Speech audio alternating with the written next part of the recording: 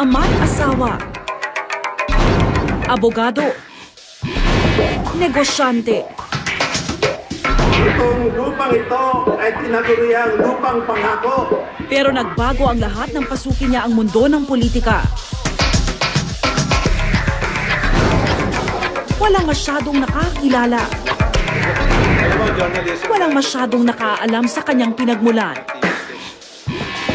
Sino nga ba si Dominador Chipeco Jr.? Matuhay si Vice Presidente John Chipeco! Ang kumakandidatong pangalawang pangulo ng Angkapatiran Party. Ngayon, siya po ay tumatakbo sa pagka-Vice Presidente ng Republika ng Pilipinas. Welcome po, Atty. Chipeco. Magandang umaga rin sa iyo. Salamat po. Sinasamantala ni Jun Chipeco ang mga imbitasyon ng media na gaya nito. Mahalaga raw kasi ito para sa isang kandidatong tulad niya na mahina ang makinarya sa politika kumpara sa kanyang mga kalaban. Ang kandidato na ang kanilang pananaw ay nanggagaling sa kanilang personal na opinyon. Kung di sa mga media guesting, sinatsaga ni Chipeco at ng kanyang partido ang personal na pangangampanya sa iba't ibang bayan. Sa araw na ito, sinabayan ko ang kanilang pag-iikot sa San Jose, Batangas. Sino yung yan? Sabi niyo mayor, mayor hindi namin kilala. Eh, para vice president, hindi namin kilala. Ito po, mga kandidatong vice. Ang medyo nakaka-discourage ng contest, yung hindi ka kilala talaga. Nakikilala ka for the first time. I cannot tell that very rarely naman to na ma-compare ko yung mga sortie ng mga sikat na talagang dinutungo. Pero sabi ko, okay lang yun because we have to expect that being newcomers in politics. Yes. Sa mga lumalabas na popularity surveys, nasa dulo ang pangalan ni Chipeco. Para raw sa kanyang baguhan sa politika, lalo lang nakasasama ang mga pre-election survey. Ang kanilang pag-iisip is bakit tayo boboto sa isang talunan na hindi lumalabas sa surveys.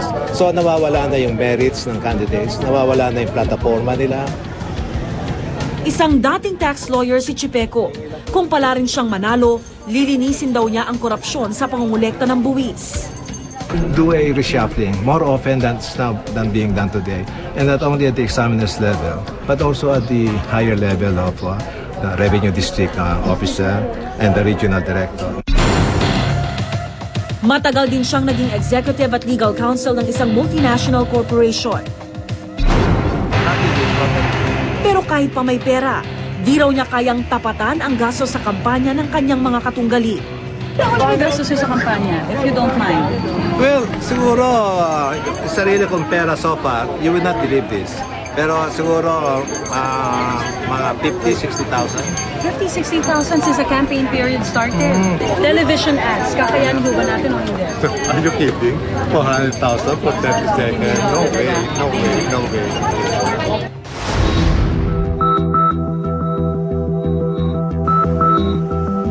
Nakaaangat sa buhay si Chipeco. Nakatira rin sa isang exclusive subdivision ang kanyang pamilya.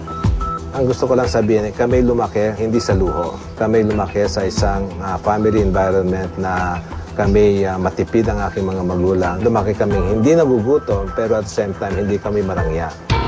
Galing siya sa isang kilalang pamilya sa Laguna. Naging gobernador ng lalawigan ang kanyang ama ng mahigit isang dekada noong dekada 50.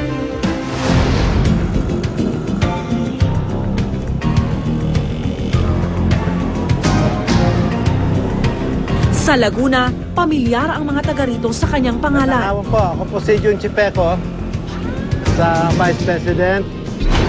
Bukod din sa kanyang ama, dating kongresista rin ang kanyang tiyuhin, mayor ang kanyang pinsan, at kongresista ang kanyang pamangkin. Kahit pa nasa politika ang kanyang angkan, hindi raw naniniwala si Chipeco at ang kanyang partido sa mga dinastiya. Bakit ho tayo tumatakbo sa pagka-vice-presidente? Ulitin ko lang po, kung wala ho tayong karanasan sa politika. Ang karanasan na hinahanap natin sa politika ay hindi lamang nababase kay naging mayor na o naging konsyal na. Ang inaalay mo sa bayan ay yung buong pagkatao. Kami ang mga kandidato hindi trapo. Alam niyo. Habang nasa kampanya, binisita rin ni Chipeco ang St. John Colleges sa Baluarte ng kanyang pamilya sa Calamba, Laguna. Isa siya sa mga may-ari ng eskwelahang ito. Minsan nang nauwi sa kontrobersyang eskwelahan nang hindi nagkasundo ang korporasyon at unyon ng mga guro sa usapin ng sweldo at benepisyo. 1998 nang ipasara ang nooy St. John Academy.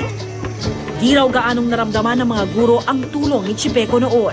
Hindi talaga. Ngayon lang namin nalaman. Hindi namin talaga alam. Kaya nga sabi ko, wala palang stock ng mga Chipeco, sabi ko gano'n. Kasi siyempre ang mga stockholder naman dyan, pagka medyo maliit-liit lang, siyempre may mga kaya, hindi masyadong pinapansin nila yung kanilang dyan. Nagsuggest ako ng amicable settlement. Stockholder ka na isang institusyon na marami ring stockholders. Isang miyembro ka lang sa isang board of directors. The most that I could do, nag-recommend ako na mag-usap ulit. Nagsampa noon ng kaso ang mga guro. Noong 2008, nanalo sila sa kaso at nagbayad ang korporasyon ng tinatayang 17 milyong piso bilang danyos. Kung maluknok daw siya sa pwesto, bagamat usapin sa labor ang isang kinasangkutan ng kanilang eskwelahan, gustong pagtuunan ng pansin ni Chipeco ang Department of Labor. Maraming malalaking establishmento na malaki ang kinikita na kaya naman nila mag-regularize ng employees. Sapagat available yan sa labor code natin. Matatag si Chipeco sa pananalig sa kanyang kampanya. I believe that 100% mananalo ako at hindi lang ako, pati si JC De Los Reyes and I think our senators. Walang masyadong nakakilala o nakakaalam sa pagkatao ni Dominador Chipeco. Wala rin daw siyang sapat na karanasan. Sa darating na Mayo, malalaman natin kung magagamit ba niya itong bentahe o kakulangan kapag nagbigay ng hatol ang taong bayan. Ako po si Rhea Santos at ito ang nakatala sa aking Reporter's Notebook.